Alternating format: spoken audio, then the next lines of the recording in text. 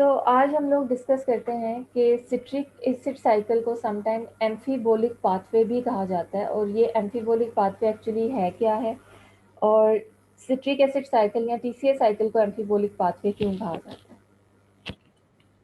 इससे पहले बच्चों आप लोगों ने एक टर्म पढ़ी होगी एम्फीपैथिक। जी मैम। ठीक है, एम्फीपैथिक में हमने कहा था कि ये टर्म हम अप्लाई करते हैं ऐसे कंपाउंड्स को, ऑर्गेनिक कंपाउंड्स को जिनके अंदर नॉन पोलर और पोलर दोनों तरह के ग्रुप्स प्रेजेंट होते हैं। जैसे आपके जो फॉस्फोलिपिड्स हैं जो कि प्लाज्मा मेम्ब्रेन का स्ट्रक्चर बनाते हैं, इसमें आपके पास पोलर हेड ग्रुप्स और नॉन पोलर टेल्स दोनों प्रेजेंट होते हैं। सो मेम्ब्रेन फॉस्फोलिपिड्स को आप एम्फीपैथिक कंपाउंड्स भी कहते हैं। इसी तरह से आपके पास एक और इससे मिलती जुलती टर्मिनोलॉजी है, एम्फीबोलिक पाथवे। एम्फीबोलिक पाथवे एक ऐसा पाथवे होता है जो कि कैटाबोलिक और एनाबोलिक दोनों तरह के मेटाबॉलिक रिएक्शंस को फैसिलिटेट करता है। आप ये कह सकते हैं कि इसके इंटरमीडिएट्स कैटाबोलिक पाथवेज में भी यूज होते हैं और एनाबोलिक पाथवेज में भी यूज होते हैं। किसी मॉलिक्यूल में अगर डिग्रेड होना है, उसकी डिस्ट्रक्शन होनी है, तो वहाँ पे भी ये इंटरमीडिएट्स यूज होंगे, कंज्यूम होंगे। और अगर किसी न्यू मॉलिक्यूल की बायोसिंथेसिस होनी है, कोई न्यू आपके पास जो है वो असेंबली होनी है किसी मॉलिक्यूल की, तो उन बायोसिंथेटिक रिएक्शंस में भी आपके पास जो है ये सेम इंटरमीडिएट्स यूज हो सकते हैं। सो टीसीए साइकिल के जितने भी इंटरमीडिएट्स हैं जिसमें आपके पास सिट्रेट है, अल्फा कीटोग्लूटारेट है, इसी तरह से सक्सिनाइल कोएंजाइम है, यानी कंप्लीट आपके पास जो टीसीए साइकिल एक पूरा साइकिल है, इसके इंटरमीडिएट्स एक्चुअली दोनों तरह के पाथवेज के अंदर कंज्यूम हो सकते हैं, दोनों तरह के पाथवेज को फैसिलिटेट कर सकते हैं, उनको रन कर सकते हैं। दैट्स वाई टीसीए साइकिल को भी कहा जाता है it is amphibolic pathway. Not all of its intermediates are amphibolic in nature, लेकिन कुछ इंटरमीडिएट्स ऐसे हैं जो कि कैटाबोलिक रिएक्शंस के साथ साथ एनाबोलिक रिएक्शंस में भी यूज होते हैं। जैसे कुछ एग्जांपल्स देख लेते हैं कि ऑक्सैलो एसीटेट की अगर हम बात करते हैं, ऑक्सैलो एसीटेट आपने अभी देखा है कि एक तरफ तो ये फ्यूल ऑक्सीडेशन में हेल्प करता है ना, यानी जैसे कोएंजाइम में टीसीए साइकिल में एंटर होगी तो ऑक्सैलो एसीटेट इसको एक्सेप्ट करके इसकी ऑक्सीडेशन में हेल्प करता है। दिस टाइम ये ऑक्सैलो एसीटेट कैटाबोलिक रिएक्शन में हेल्प कर रहा है, एसिटाइल कोएंजाइम ए को ऑक्सीडाइज होने में हेल्प कर रहा है। But this same oxalo acetate is a precursor of gluconeogenesis, जिसमें ये फॉस्फोइनोल पायरोवेट में कन्वर्ट होकर अल्टीमेटली किसके प्रिकर्सर प्रोवाइड करता है, ग्लूकोज। तो this is an anabolic pathway जिसमें ये intermediate of TCA cycle use हो रहा है। इसी तरह से यही ऑक्सैलो एसीटेट प्रिकर्सर है कुछ अमाइनो एसिड्स का भी, जिसमें आपके पास एग्जांपल आ जाती है एस्पार्टेट। अगर आप ऑक्सैलो एसीटेट और एस्पार्टेट के स्ट्रक्चर को देखो, इनमें सिर्फ एक चीज का डिफरेंस है।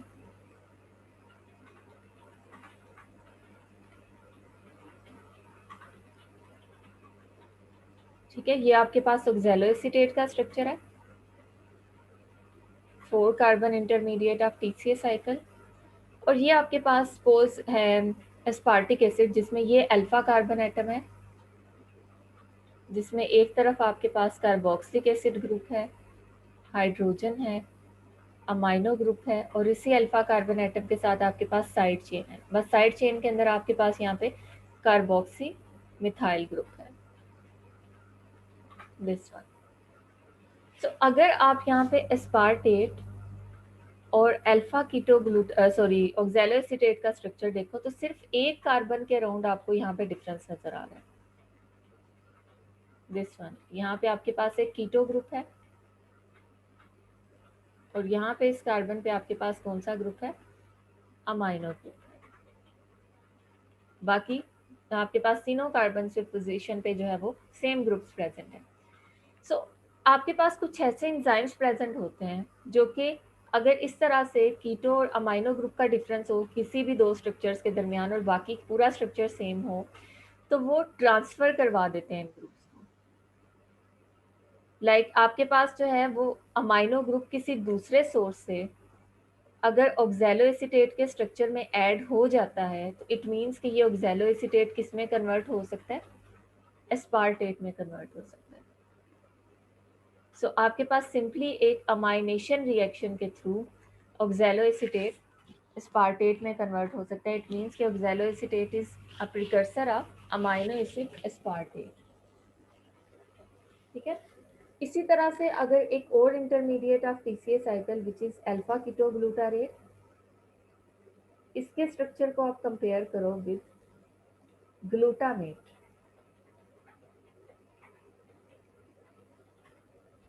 इस केस में आपके पास अल्फा कीटोग्लूटारेट और ग्लूटामेट के स्ट्रक्चर में भी इसी तरह से एक पोजीशन के ऊपर सिर्फ अमाइनो ग्रुप का डिफरेंस है।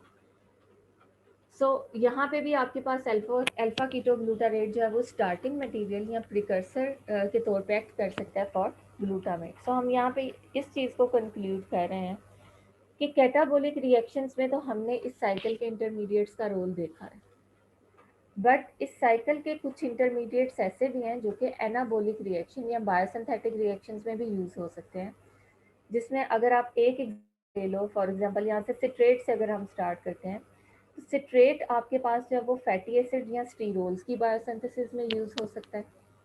इसी तरह से अल्फा कीटोग्लूटारेट का जैसे मैंने अभी बताया कि इसका स्ट्रक्चर ग्लूटामेट से मिलता जुलता है। इट मीन्स कि एक सिंपल इंजेमेटिक रिएक्शन के थ्रू अल्फा कीटोग्लूटारेट कन्वर्ट हो सकता है इनटू द ग्लूटामेट, और ये ग्लूटामेट फिर आगे से जो है वो बाकी अमाइनो एसिड्स को बना सकता है, उनके लिए ये एज अ प्रिकर्सर यूज हो सकता है। So once alpha ketoglutarate glutamate की प्रोडक्शन करेगा, तो ग्लूटामेट की प्रेजेंस का मतलब है कि आर्जिनिन, प्रोलिन या ग्लूटामिन, ये जो आपके पास नॉन एसेंशियल अमाइनो एसिड्स हैं, ये ग्लूटामेट से बन जाएगी। ठीक है। Similarly succinyl coenzyme is a precursor of porphyrin ring portion of heme. जो हीम कंटेनिंग आपके पास जितनी भी प्रोटीन्स हैं, उनमें जो पोरफायरिन रिंग्स हैं, जहाँ पे आपके पास जहाँ वो पायरोल पोर्शन होते हैं, इनको बनाने के लिए कौन से अमाइनो एसिड्स अपने कार्बन स्केलेटन डोनेट करते हैं, सक्सिनाइल कोएंजाइम। सो उन रिंग्स के अंदर, उन पायरोल रिंग्स के अंदर जो आप कार्बन फ्रेगमेंट देख रहे होते हो, एक्चुअली वो कार्बन फ्रेगमेंट यहाँ से सक्सिनाइल कोएंजाइम ए डोनेट कर रहा होता है। ठीक है। सो इस पूरी डिबेट से आप लोगों ने ये चीज़ सिर्फ क्लियर करनी है कि आपके पास जो है वो टीसीए साइकिल के डिफरेंट इंटरमीडिएट्स कैटाबोलिक रिएक्शंस के साथ साथ एनाबोलिक रिएक्शंस में भी यूज हो रहे हैं। नाउ अगर टीसीए साइकिल के इंटरमीडिएट्स दोनों तरह के रिएक्शंस में यूज हो रहे हैं, एक ही साइकिल है और इस साइकिल के इंटरमीडिएट्स कैटाबोलिक रिएक्शंस में भी यूज हो रहे हैं और एनाबोलिक रिएक्शंस में भी यूज हो रहे हैं, इट मीन्स कि अगर कोई एक पर्टिकुलर रिएक्शन इन इंटरमीडिएट को यूज करता है, ये इंटरमीडिएट अगर एनाबोलिक रिएक्शन में यूज होते जा रहे हैं, तो कैटाबोलिक रिएक्शन के लिए भी इन इंटरमीडिएट की अवेलेबिलिटी सेल के अंदर होनी चाहिए, या आपके माइटोकॉन्ड्रियल मैट्रिक्स के अंदर ये प्रेजेंट होने चाहिए to facilitate the catabolic reactions. So it means कि इनकी कंसंट्रेशन को मेंटेन रखना ज़रूरी है, बिकॉज ये इम्पॉर्टेंट है। ये दोनों तरह के रिएक्शंस को क्या कर रहे हैं, तो उनको आप कह लें कि फ्यूल कर रहे हैं। सो सेल के पास कुछ कंपनसेटरी रिएक्शंस भी होते हैं, ऐसे रिएक्शंस भी होते हैं जिनके थ्रू ये टीसीए साइकिल के इंटरमीडिएट्स की कंसंट्रेशन को क्या करते हैं, मेंटेन रखते हैं। और इन्हें मेंटेन रखना ज़रूरी क्यों है, बिकॉज अगर ये इंटरमीडिएट्स नहीं होंगे तो आपके पास कैटाबोलिक या एनाबोलिक रिएक्शंस में से कोई भी पर्टिकुलर रिएक्शन जो है वो स्टॉप हो सकता है, बिकॉज उनको स्टार्ट करवाने के लिए इन इंटरमीडिएट्स का होना ज़रूरी है, जिसमें एक एग्जांपल आप ले सकते हो ऑक्सैलो एसीटेट की। ठीक है। ऑक्सैलो एसीटेट अगर प्रेजेंट नहीं होगा, अगर ये एनाबोलिक रिएक्शन में यूज हो रहा है, तो इट मीन्स कि आपका टीसीए साइकिल को कैटाबोलिक पाथवेज के लिए एसिटाइल कोएंजाइम ए को जब ऑक्सीडाइज करवाना है तो उस केस में ऑक्सैलोएसिटेट अगर प्रेजेंट नहीं है तो इट मीन्स के पीसीए साइकिल ऑपरेट नहीं होगा। इसी तरह से अगर यहाँ से सुक्सिनाइल कोएंजाइम ए यूज होना शुरू हो गया फॉर दी हीम प्रोडक्शन, तो बेशक ऑक्सैलोएसिटेट प्रेजेंट है, पीसीए साइकिल के पहले 4 स्टेप्स तो हो जाते हैं, लेकिन जब तक आपके पास जो है वो आगे वाले इंटरमीडिएट्स अवेलेबल नहीं होंगे या उन इंटरमीडिएट्स को प्रोड्यूस करवाने वाले एंजाइम जो हैं वो इंगेज हैं किसी और प्रोसेस के अंदर, तो उस टाइम भी आपके पास जो है वो ओवरऑल क्या होगा, प्रोसेस इफेक्ट होगा। सो सेल के पास कुछ ऐसे एंजाइम्स हैं, कुछ ऐसे रिएक्शंस हैं जिसके थ्रू ये टीसीए साइकिल के जो इंटरमीडिएट्स हैं उनकी कंसंट्रेशंस को मेंटेन रखते हैं, and these reactions are called as anaplerotic reactions. ठीक है, एनाप्लेरोटिक मीन्स टू फिल, जो आपके पास यहाँ पे गैप आया है इन इंटरमीडिएट्स की कंसंट्रेशन जो ड्रॉप होगी अगर वो कंज्यूम हुई हैं किसी एक रिएक्शन के अंदर, तो उस कंसंट्रेशन को फिल करने के लिए आपके पास कुछ एडिशनल, कुछ कंपनसेटरी रिएक्शंस होते हैं, और मोस्टली ये रिएक्शंस ऐसी हैं जो रिएक्शंस आप ऑलरेडी पढ़ चुके हैं। लाइक एक एनाप्लेरोटिक रिएक्शन आपके पास है,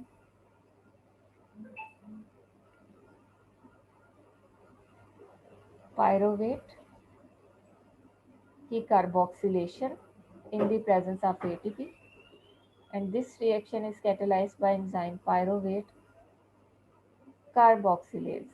ठीक है, जो कि पायरोवेट में एक कार्बन डाइऑक्साइड को ऐड करवा के इसको अल्टीमेटली किस में कन्वर्ट करता है, ऑक्सैलोएसिटेट एंड एडीपी। ये रिएक्शन आपने ग्लूकोनियोजेनेसिस में भी पढ़ा था। सो इट मीन्स कि ये ग्लूकोनियोजेनिक जो एंजाइम है, ये ग्लूकोनियोजेनेसिस के साथ साथ अगर तो माइटोकॉन्ड्रियल मैट्रिक्स में ऑक्सैलोएसिटेट की कंसंट्रेशन कम होना शुरू हो गई है और माइटोकॉन्ड्रियल मैट्रिक्स में पायरोवेट भी प्रेजेंट है, तो ये एंजाइम उस केस में एज एन एनाप्लेरोटिक एंजाइम एक्ट करते हुए ऑक्सैलोएसिटेट की कंसंट्रेशन को क्या करता है, मेंटेन करना शुरू करता है। यानी अगर यहाँ पे आपका ऑक्सैलोएसिटेट कम हो रहा है, वी ऑल नो कि सिट्रेट सिंथेज तब तक एसिटाइल कोएंजाइम ए को टीसीए साइकिल में ऐड नहीं करता जब तक ऑक्सैलोएसिटेट इसकी लार्ज डोमेन पे आके बाइंड नहीं करेगा, बिकॉज इस बाइंडिंग की वजह से आपकी जो स्मॉल डोमेन है उसमें ऐसी कन्फर्मेशनल चेंज आएगी जिसकी प्रेजेंस में एसिटाइल कोएंजाइम ए बाइंड कर सकता है। सो ऑक्सैलोएसिटेट का होना ज़रूरी है, बिकॉज अगर ये प्रेजेंट नहीं होगा तो एसिटाइल कोएंजाइम ए साइकिल में ऐड नहीं होगा। सो इसकी कंसंट्रेशन अगर ड्रॉप हो रही है बिकॉज ये यूज़ हो रहा है फॉर एग्जांपल एस्पार्टेट की बायोसिंथेसिस में, अमाइनो एसिड बायोसिंथेसिस में, सो इस कंसंट्रेशन को रिप्लेनिश करने के लिए या इस कंसंट्रेशन को मेंटेन करने के लिए सेल के पास अगर पायरोवेट प्रेजेंट होगी तो पायरोवेट कार्बोक्सिलेज एंजाइम इस मैकेनिज्म के थ्रू इसकी कंसंट्रेशन को मेंटेन करेगा। सो हम कह सकते हैं कि ये वाला रिएक्शन समटाइम्स एनाप्लेरोटिक रिएक्शन के तौर पे भी यूज़ होता है। ग्लूकोनियोजेनेसिस में तो ये रिएक्शन होता ही है, लेकिन समटाइम ये रिएक्शन एनाप्लेरोटिक रिएक्शन के तौर पे एक्ट करते हुए टीसीए साइकिल में ऑक्सैलोएसिटेट की कंसंट्रेशन को क्या करता है, मेंटेन करता है। ये एक आपके पास प्रोसेस है। सिमिलरली अगर सपोज आपके माइटोकॉन्ड्रियल मैट्रिक्स के अंदर पायरोवेट की कंसंट्रेशन प्रेजेंट नहीं है, तो उस टाइम आपके पास एक और रूट भी है।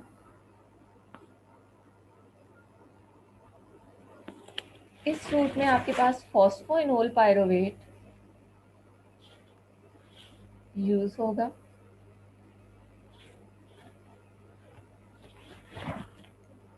ठीक है, और इस केस में आपके पास अगेन एक ग्लूकोनियोजेनिक एंजाइम यूज होगा। आपने ग्लूकोनियोजेनेसिस में देखा था कि ऑक्सैलोएसिटेट जो है जीटीपी की प्रेजेंस में डी कार्बोक्सिलेशन के थ्रू कार्बन डाइऑक्साइड को रिलीज करती है और फॉस्फोइनोल पायरोवेट प्रोड्यूस करती है। ग्लूकोनियोजेनेसिस में ये रिएक्शन इस डायरेक्शन में जा रहा होता है कि ऑक्सैलोएसिटेट कार्बन डाइऑक्साइड को रिलीज करती है और फॉस्फोइनोल पायरोवेट को प्रोड्यूस करती है, और ये रिएक्शन कैटालाइज करवाता है एक enzyme phosphoenol pyruvate carboxy kinase, ठीक है।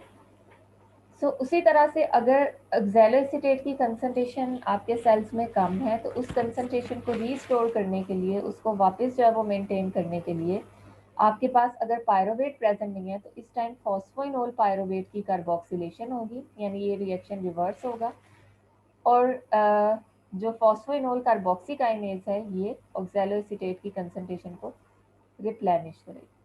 सो ये रिएक्शन भी आपके पास एज एन एनाप्लेरोटिक रिएक्शन वर्क कर सकता है। ये दोनों रिएक्शंस आपके पास कौन से रिएक्शंस हैं जो आपने टीसीए साइकिल में भी पढ़े हैं, और ये दोनों एप्लीकेबल हैं यूकैरियोटिक सेल के ऊपर, एनिमल सेल्स के ऊपर। Now in addition to the eukaryotes, अगर आप बैक्टीरियल सिस्टम्स की बात करते हो या फिर प्लांट सिस्टम की बात करते हो तो उनमें कुछ एडिशनल मैकेनिज्म्स भी हैं। जैसे यहाँ पे आपके पास एक रिएक्शन है जिसमें फॉस्फोइनोल पायरोवेट इसकी डायरेक्टली कार्बोक्सिलेशन हो रही है। जैसे आप यहाँ पे देख रहे हो ना कि इस केस में आपके पास कार्बन डाइऑक्साइड ऐड हो रही है in the presence of GDP. But यहाँ पे आप ये चीज़ ऑब्जर्व करोगे कि एक ऐसा एंजाइम है जो कि just like pyruvate oxylase bicarbonate ion को ऐड करवाता है इनटू द फॉस्फोइनोल पायरोवेट और उसे कन्वर्ट करवा देता है किसमें, ऑक्सैलोएसीटेट में। और इस केस में जो आपका इनऑर्गेनिक फॉस्फेट यहाँ से रिलीज होना है, ये जो फॉस्फो ग्रुप यहाँ से रिलीज होना है, उसको एक्सेप्ट करने के लिए कोई जीडीपी वगैरह प्रेजेंट नहीं है, ठीक है। सो वो inorganic phosphate as it is medium में रिलीज हो जाएगा। सो इस केस में जो आपके पास एंजाइम है, this enzyme is phosphoenol pyruvate carboxylase, और ये enzyme most of the time plants के अंदर और बैक्टीरियल सिस्टम के अंदर प्रेजेंट होता है, बिकॉज उनके सेल्स के अंदर इनऑर्गेनिक फॉस्फेट जो है ये भी बहुत इंपॉर्टेंट है, बिकॉज डिफरेंट ट्रांसपोर्टर्स की ओपनिंग एंड क्लोजिंग, इसके अलावा प्लांट सेल में जो फोटोसिंथेसिस का प्रोसेस है उसको रेगुलेट करने के लिए ये इनऑर्गेनिक फॉस्फेट रिक्वायर्ड होते हैं। सो ये आपके पास जो सेकेंड एनाप्लेरोटिक रिएक्शन मैंने यहाँ पे लिखा है और थर्ड एनाप्लेरोटिक रिएक्शन, ये इनमें जो केमिस्ट्री है वो सेम है लेकिन डिफरेंट एंजाइम्स हैं। यहाँ पे कार्बोक्सीकाइनेज है जो कि इस फॉस्फेट ग्रुप को ट्रांसफर करवा देता है जीटीपी के ऊपर और उसे कन्वर्ट करता है जीटीपी में। और यहाँ पे आपके पास जो एंजाइम है, this enzyme is simple a carboxylase enzyme जो कि सिर्फ इसमें कार्बन डाइऑक्साइड की इनकार्पोरेशन करवाता है और जो फॉस्फेट ग्रुप है उसको एज इट इज मीडियम में रिलीज करवा देता है। उसको एक्सेप्ट करने वाली कोई स्पीशी इधर प्रेजेंट नहीं है। And last anaplerotic reaction is catalyzed by malic enzyme, और इस एंजाइम को आगे हम लोग इंशाल्लाह पेंटोस फॉस्फेट पाथवे और एक दो और रिएक्शंस के अंदर भी डिस्कस करेंगे फैटी एसिड बायोसिंथेसिस में, ठीक है। मैलिक एंजाइम क्या करता है,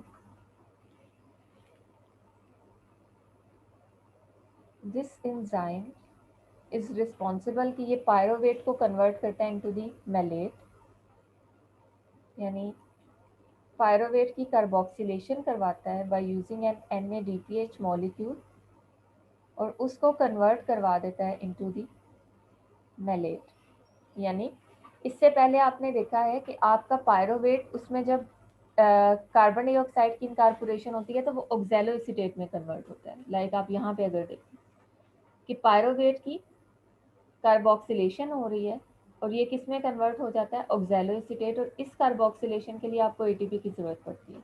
बट इस रिएक्शन में आप ये देख रहे हो कि आप पायरोवेट की कार्बोक्सिलेशन के साथ साथ उसकी रिडक्शन भी कर रहे हो, यानी पायरोवेट कार्बन डाइऑक्साइड को तो एक्सेप्ट करेगा ही लेकिन उसके साथ साथ एक मॉलिक्यूलर हाइड्रोजन भी उसके स्ट्रक्चर में इनकॉर्पोरेट होगी। सो दिस टाइम आपके पास प्रोडक्ट में ऑक्सैलोएसीटेट नहीं आएगी बल्कि ऑक्सैलोएसीटेट की रिड्यूस्ड फॉर्म मैलेट प्रोड्यूस होगी, ठीक है। बिकॉज टीसीए साइकिल में भी देखा है कि ऑक्सैलोएसीटेट में जब मॉलिक्यूलर हाइड्रोजन इनकॉर्पोरेट करवाई जाती है, इसको रिड्यूस करवाया जाता है, तो ये अल्टीमेटली किस में कन्वर्ट हो जाता है? मैलेट में। तो यहाँ पे आपके पास जो पायरोवेट है ये कार्बन डाइऑक्साइड को एक्सेप्ट करने के साथ साथ रिड्यूसिंग इक्विवेलेंट्स को भी एक्सेप्ट कर रही है। और ये रिएक्शन कौन कैटेलाइज करवा रहा है? ऑब्वियसली एंजाइम डिफरेंट होगा, यहाँ पे पायरोवेट कार्बोक्सिलेज यूज नहीं होगा, and this enzyme is malic enzyme. So malate के साथ साथ आपके पास यहाँ पे NADP प्लस प्रोड्यूस होगा।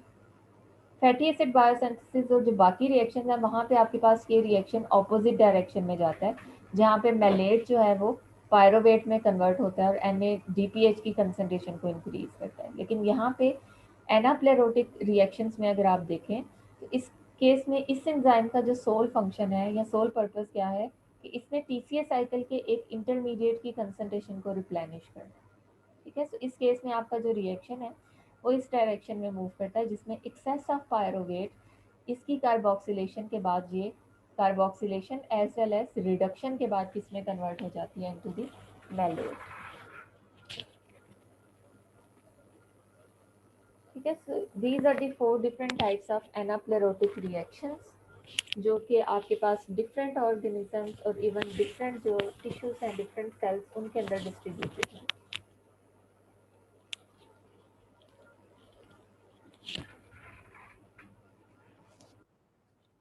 आफ्टर एनाप्लेरोटिक रिएक्शन, अब नेक्स्ट जो पॉइंट हम डिस्कस करेंगे this is regulation of TCA cycle. Okay, next अब हम देखने जा रहे हैं रेगुलेशन ऑफ टीसीए साइकिल।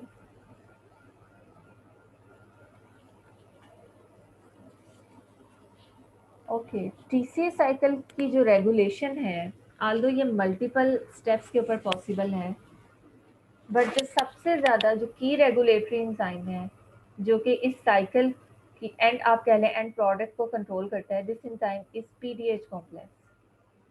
तो पहले हम पीडीएच कॉम्प्लेक्स, इसमें कितनी टाइप्स की जो है वो रेगुलेशन पॉसिबल है इसको देखते हैं, और उसके बाद बाकी कौन कौन से एंजाइम्स हैं जो कि रेगुलेटरी एंजाइम्स हैं इनको डिस्कस कर लेते हैं।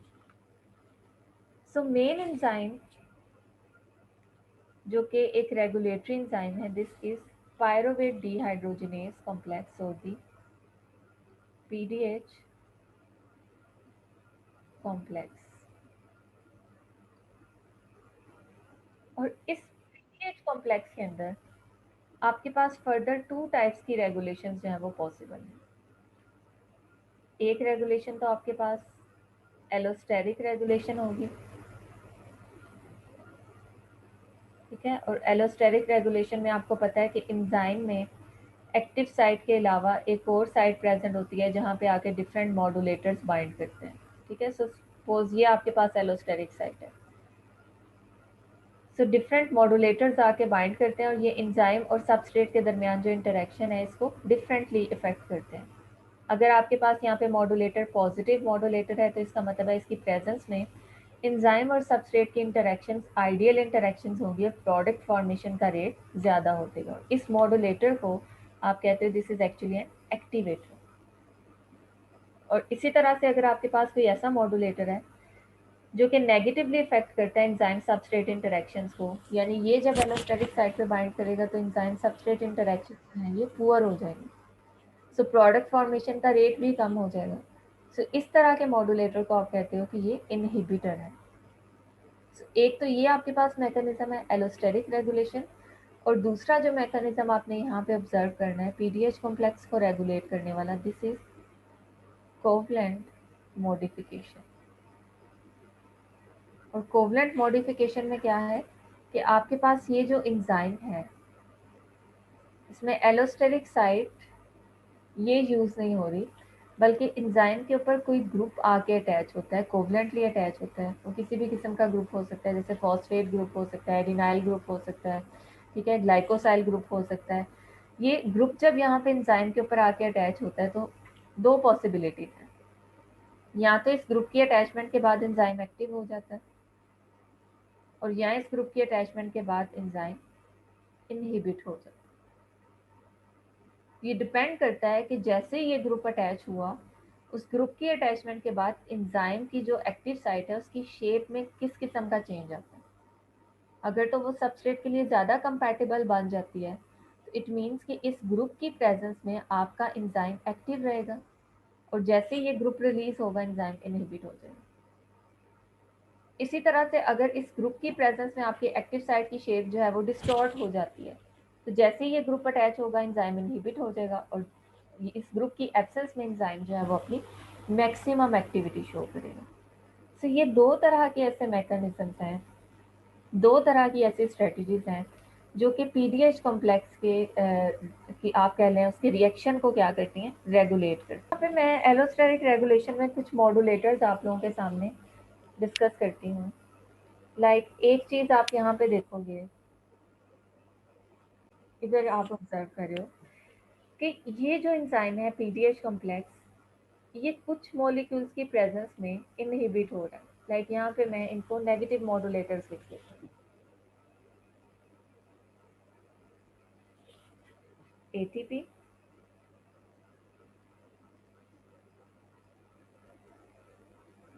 डीएच, एसिटाइल कोएंजाइम ए,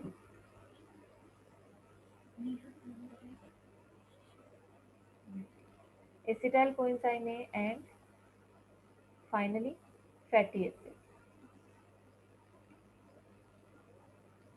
ये सारे आपके पास जो है ये इनहिबिटर्स की कैटेगरी में आ जाएंगे, जो कि पीडीएच कॉम्प्लेक्स को क्या करते हैं, ब्लॉक करते हैं। और अगर आप लोग नोटिस करें तो ये सारे के सारे मॉलिक्यूल्स हाई एनर्जी मॉलिक्यूल्स हैं।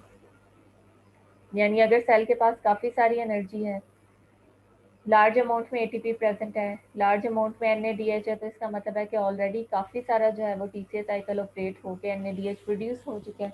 तो जब तक वापस एनएडी प्लस की प्रोडक्शन नहीं होगी, यानी वापस एनर्जी की डिमांड नहीं आएगी, तब तक आपके पास जो है वो ये एंजाइम इनहिबिट रहेगा। क्योंकि अल्टीमेटली इस एंजाइम का पर्पस क्या है, एनर्जी प्रोड्यूस करवाना, second stage of fuel oxidation को स्टार्ट करवाना। तो अगर पहले ही आपका सेल जो है वो हाई एनर्जी स्टेटस को एक्सपीरियंस कर रहा है, तो उस टाइम पे मजीद ग्लूकोज को टीसीए साइकिल के थ्रू ऑक्सीडाइज करवाना जो है ये वेस्टफुल प्रोसेस है, बिकॉज एनर्जी ऑलरेडी अवेलेबल है। इस केस में ग्लूकोज को किसी और प्रोसेस में कंज्यूम हो जाना चाहिए, ठीक है, उसे एनर्जी प्रोड्यूस नहीं करनी चाहिए। तो ये आपके पास जितने भी हाई एनर्जी मॉलिक्यूल्स हैं, ये टीसीए साइकिल का जो पहला एंजाइम है जिसने एक्चुअली टीसीए साइकिल का स्टार्टिंग मटेरियल प्रोड्यूस करना है, पीडीएच कॉम्प्लेक्स, ठीक है, एसिटाइल कोएंजाइम ए की प्रोडक्शन जिसने करवानी है, ये उसी लेवल पे जाके इसको क्या कर देते हैं, प्रोसेस को रोक देते हैं, उसको इनहिबिट कर देते हैं। और दूसरी तरफ अगर आप यहाँ पे देखें तो जितने आपके पास लो एनर्जी मॉलिक्यूल्स होते हैं, जिसमें एग्जांपल आ गया आपके पास लो एनर्जी मॉलिक्यूल्स में आप कह सकते हैं कि एएमपी की प्रेजेंस में, ठीक है, इसी तरह से आपके पास NAD प्लस की प्रेजेंस में, ठीक है, सिंपल आपके पास अगर जो है वो एसिटाइल कोएंजाइम ए नहीं, सिंपली कोएंजाइम ए प्रेजेंट है, ठीक है। एसिटाइल कोएंजाइम ए मीन्स के इस केस में आपके पास 2 carbon fragment already coenzyme A के पास है, लेकिन सिंपल कोएंजाइम ए मीन्स के इस केस में आपके पास जो है वो 2 कार्बन फ्रेगमेंट्स इन्होंने किसी भी स्पीशीज से पिक नहीं किए, ये अपनी ओरिजिनल फॉर्म के अंदर प्रेजेंट है। तो ये सारे के सारे मॉलिक्यूल्स आपके पास जो हैं वो लो एनर्जी स्टेटस को इंडिकेट करते हैं, और ये एज एन एक्टिवेटर यूज हो सकते हैं, ठीक है। सो एलोस्टेरिकली ये एंजाइम को इफेक्ट करेंगे कि एलोस्टेरिक साइट में जाके जिस किस्म का मॉडुलेटर अवेलेबल होगा उसी तरह से वो एंजाइम को एक्टिव या इनहिबिट कर सकते हैं। ये एक पॉसिबिलिटी होगी। और दूसरी पॉसिबिलिटी है आपके पास कोवलेंट मॉडिफिकेशन। कोवलेंट मॉडिफिकेशन में आपके पास दो इंजाइमेटिक एक्टिविटीज आ जाती हैं, काइनेज एंड फॉस्फेटेज। तो जो पीडीएच कॉम्प्लेक्स का जब आप लोगों ने स्ट्रक्चर पढ़ा था, तो वहाँ पे ये चीज़ देखी थी कि इसमें 3 इंजाइमेटिक डोमेन्स प्रेजेंट होते हैं, E1,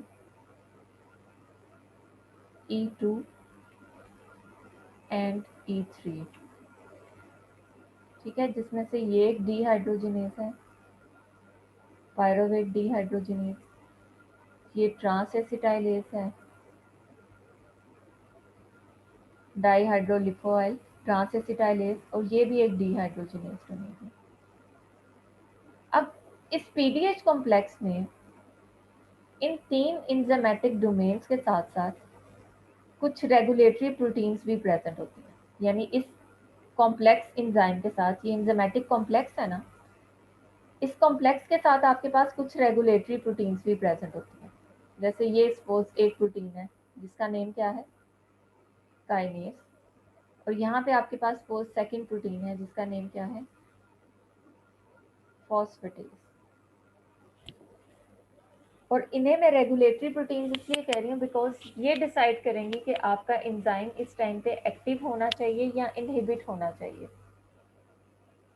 जैसे काइनेज एंजाइम्स का क्या फंक्शन होता है कि ये किसी डोनर से सपोज एटीपी से एक फॉस्फोराइल ग्रुप को पिक करेंगी, ये वाली प्रोटीन, और उस फॉस्फोराइल ग्रुप को अटैच करवा देंगी कहाँ पे, इस एंजाइमेटिक कॉम्प्लेक्स के साथ। तो जब आपके पास डोनर प्रेजेंट होगा, एटीपी की सिग्निफिकेंट कंसंट्रेशन प्रेजेंट होगी, so because this is a kinase enzyme, ये इस हाई कंसंट्रेशन ऑफ एटीपी की प्रेजेंस में क्या करेगा, इसका फॉस्फोराइल ग्रुप पिक करेगा और वो फॉस्फोराइल ग्रुप यहाँ पे अटैच करवा देगा। सो एंजाइम अब अपनी कौन सी फॉर्म प्रेजेंट है, phosphorylated form, and this form is inactive form of PDH complex, because obviously ये फॉस्फोराइल ग्रुप तभी आएगा जब सेल के अंदर हाई अमाउंट में या हाई कंसंट्रेशन में एटीपी होगा, और high concentration of an ATP indicate कर रही है कि इस टाइम पे सेल को एनर्जी की ज़रूरत है।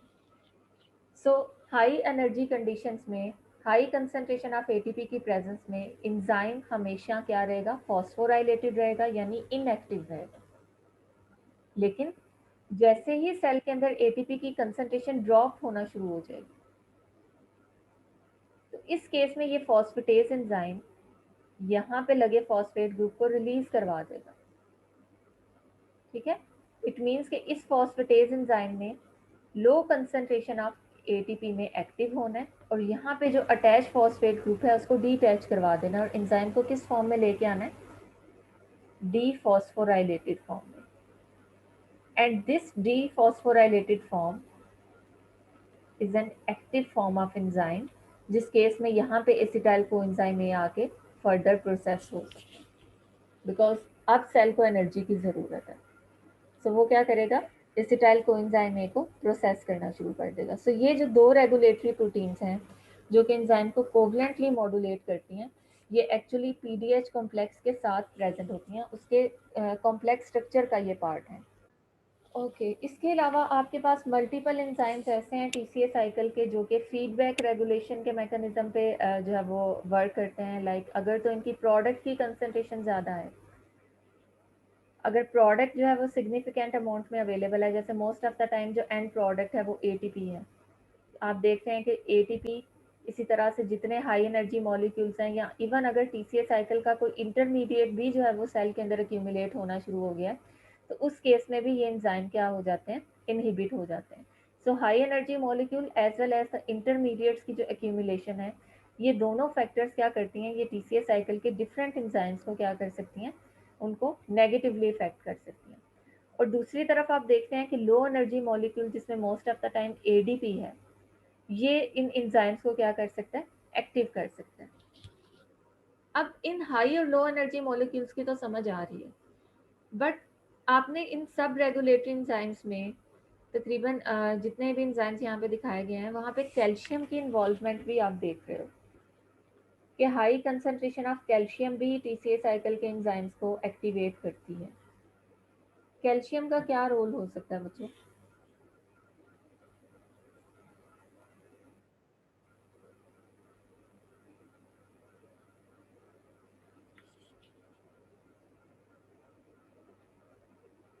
एक आपके पास पीडीएच कॉम्प्लेक्स है, और पीडीएच कॉम्प्लेक्स के अलावा आपके पास टीसीए साइकिल के बाकी एंजाइम्स जो हैं वो भी एक्टिव और इनहिबिट हो सकते हैं बाय एलोस्टेरिक रेगुलेशन। और एलोस्टेरिक रेगुलेशन में आपके पास हाई एनर्जी मॉलिक्यूल्स जो हैं ये क्या करेंगे, एज एन इनहिबिटर यूज होंगे, और लो एनर्जी मॉलिक्यूल्स ये एज एन एक्टिवेटर यूज होंगे। नो कैल्शियम का सिंपल सा रोल है, आपको पता है कि कैल्शियम जो है ये एक तो आपके डिफरेंट जो आप कह लें ट्रांसपोर्टर्स हैं उनकी opening and closing, signal molecule है सेल के अंदर जो कि डिफरेंट ट्रांसपोर्टर्स की ओपनिंग क्लोजिंग को रेगुलेट करती है।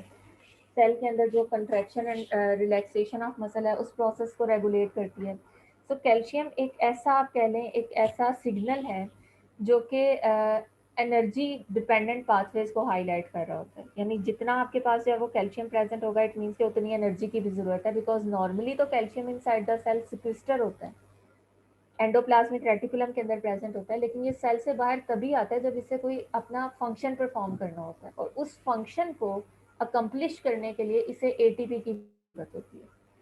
सो अगर सेल के अंदर एटीपी की अमाउंट कम है और कैल्शियम की कंसंट्रेशन हाई है तो ये कैल्शियम भी इन एंजाइम्स को जो है वो पॉजिटिवली रेगुलेट कर सकता है, बिकॉज जितना ज़्यादा कैल्शियम प्रेजेंट होगा इट मीन्स कि उतनी ज़्यादा सेल को किसकी ज़रूरत है, एनर्जी या एटीपी की ज़रूरत है, in order to facilitate different processes such as contraction, relaxation, muscle movement.